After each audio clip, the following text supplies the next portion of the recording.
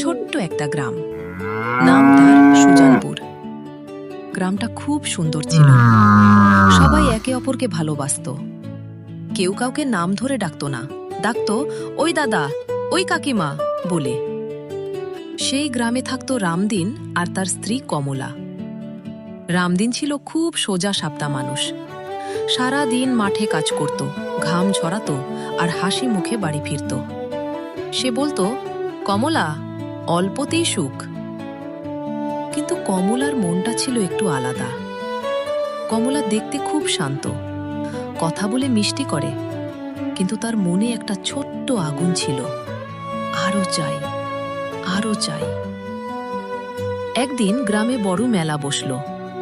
ঢাক বাজছে, নাগরদোলা ঘুরছে, মিষ্টির গন্ধ চারদিকে। কমলা দেখল ধনী লোকেরা ঝকঝকে গয়না পরে ঘুরছে, রেশমি কাপড়, বড় বড় গাড়ি।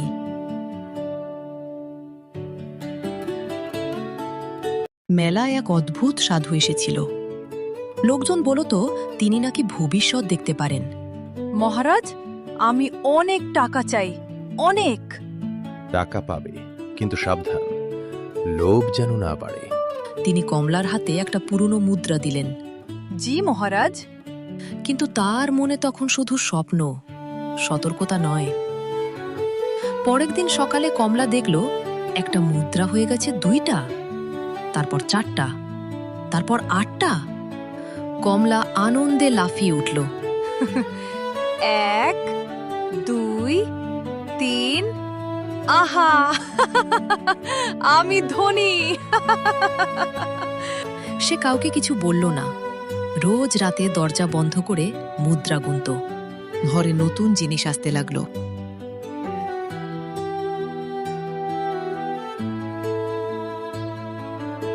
বাহ, রামদিন তো খুব উন্নতি করেছে। কমলা, এসব কিভাবে? পরিশ্রমের ফল। এক রাতে কমলা মুদ্রাগুলোর দিকে তাকিয়ে ফিসফিস করে বলল, আমি সবচেয়ে ধনী হতে চাই, সবার থেকে বেশি। হঠাৎ ঝড়ের মতো বাতাস বইতে লাগলো।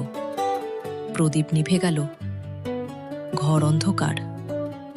তারপর গভীর একটা কণ্ঠস্বর ভেসে এলো, লোভ যত বাড়ে, সুখ তত কমে। মুদ্রা ঘরে আসার পর কমলার জীবন বাইরে থেকে খুব সুন্দর লাগত। নতুন বাসন, নতুন কাপড়, বড় ঘর, সবকিছু ঝকঝকে। কিন্তু তার মনে শান্তি ছিল না। আগে ঘুম থেকে উঠে কমলা বলতো, হে ভগবান, সবাইকে ভালো রেখো। এখন সে উঠে প্রথমেই মুদ্রাটা দেখত। আজ কত বাড়ল? তার মুখে হাসি থাকত, কিন্তু চোখে থাকত অদ্ভুত অস্থিরতা। রামদিন আগের মতোই মাঠে কাজ করত, ঘামে ভেজা শরীর নিয়ে বাড়ি ফিরত।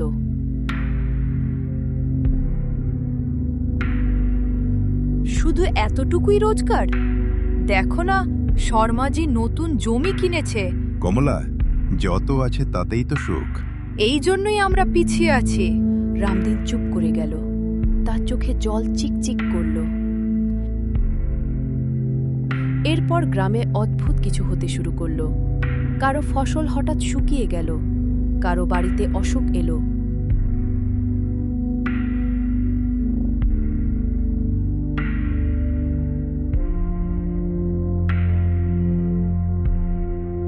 লোকজন ফিসফিস করে বলল, মা, বেশি ধন কখনো কখনো ভারী হয়ে যায়।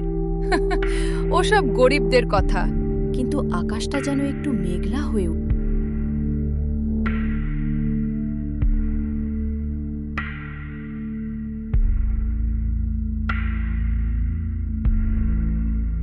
এক সন্ধ্যায় দরজায় কড়া নাড়ল কেউ।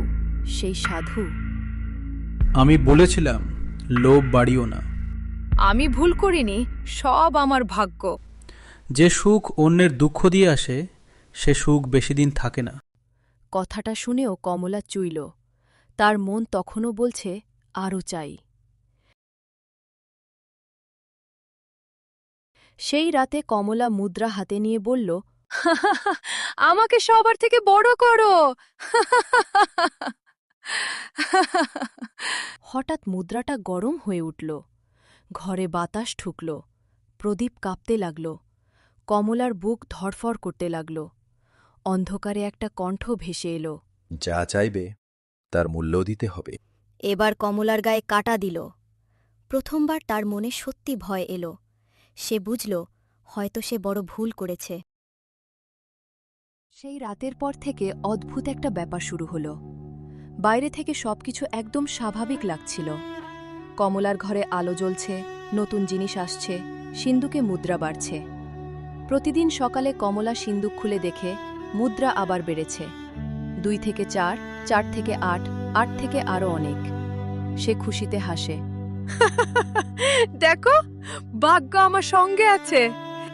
কিন্তু সে একটা জিনিস খেয়াল করছিল না। রামদিন আগের মতো মাঠে যেত, কিন্তু এখন সে খুব দ্রুত ক্লান্ত হয়ে পড়ত। আগে যেখানে সে সারাদিন কাজ করেও হাসত, এখন দুপুরের আগেই তার নিঃশ্বাস ভারী হয়ে যেত।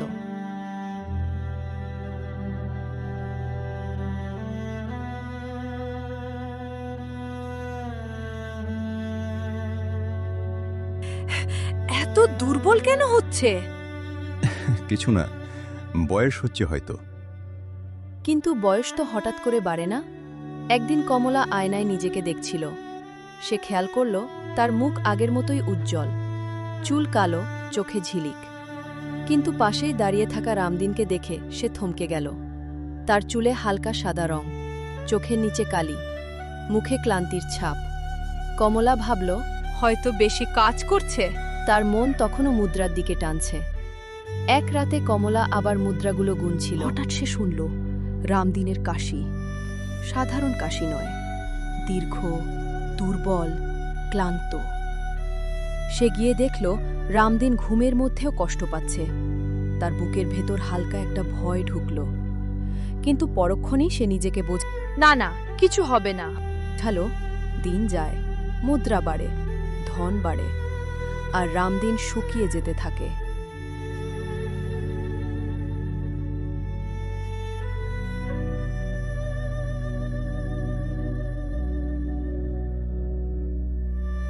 অদ্ভুত অসুখ, শরীর যেন নিজে নিজেই শক্তি হারাচ্ছে।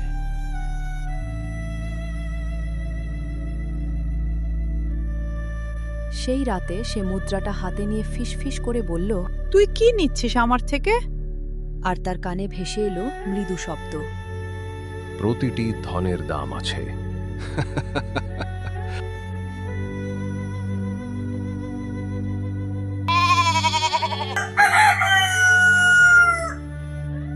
একদিন সকালে রামদিন আর উঠতে পারল না। সে বিছানায় শুয়ে রইল। শ্বাস ধীরে ধীরে উঠছে, নামছে। কমলা তার পাশে বসে কাঁদছে। রামদিন খুব দুর্বল গলায় বলল, কমলা, তুমি সুখী তো? এই প্রশ্নটা কমলার হৃদয় ভেঙে দিল। সে কাঁদতে কাঁদতে বলল, আমি ভুল করেছি। অল্পতেই সুখ ছিল, মনে আছে? কমলা আর থাকতে পারল না। সে ছুটে গেল সেই সাধুর খোঁজে। গ্রামের বাইরে বটগাছের নিচে সাধু বসেছিলেন।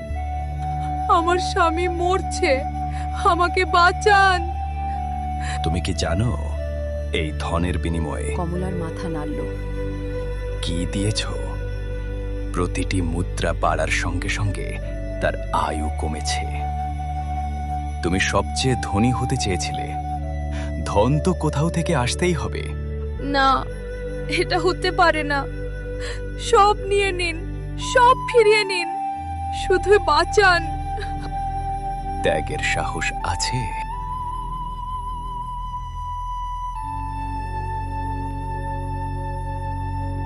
সে ঘরে ফিরে সব মুদ্রা, সব গয়না, সব ধন এক জায়গায় জড়ো করল। আমি কিছু চাই না, শুধু আমার স্বামীকে ফিরিয়ে দাও। আমরা আবার আগের মতো থাকব, অল্পতে সুখ খুঁজব। হঠাৎ ঘরে আলো ঝলসে উঠল। মুদ্রা ভেঙে ধুলো হয়ে গেল। সিন্দুক ফাঁকা, গয়না অদৃশ্য। সব ধন যেন কখনো ছিলই না। ভোরের আলো ঢুকতেই রামদিনের নিঃশ্বাস ধীরে ধীরে স্বাভাবিক হল। তার মুখে রং ফিরল। চোখ খুলে সে কমলাকে দেখল। কমলা, আমরা আবার আগের মতো থাকব, অল্পতে সুখ খুঁজব। সেটাই তো আসল ধন। কমলা তার হাত শক্ত করে ধরল। তার চোখ ভেজা, কিন্তু মুখে শান্তি। ধন বাড়লে সবসময় সুখ বাড়ে না। লোভ যত বাড়ে, প্রিয় মানুষ তত দূরে সরে যায়। আসল সম্পদ হল ভালোবাসা আর সময়।